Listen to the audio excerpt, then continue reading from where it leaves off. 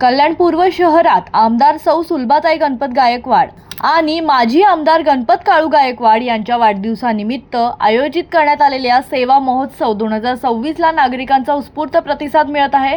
श्री गणपतशेठ गायकवाड वैद्यकीय सहायता कक्ष आणि तिसाई प्रतिष्ठान कल्याण यांच्या संयुक्त विद्यमाने 7 जून ते 14 जून या कालावधीत विविध सामाजिक आरोग्य जनकल्याणकारी उपक्रम राबवण्यात येत आहेत। या महोत्सवाअंतर्गत मंगळवारी 9 जून रोजी आयोजित मोफत डोळे तपासणी शिबिर आणि चष्मे वाटप कार्यक्रमाला मोठ्या संख्येने नागरिकांनी उपस्थिती लावली। तज्ञ डॉक्टरांकडून डोळ्यांची तपासणी करून गरजूंना मोफत चष्मे वाटप करण्यात आले।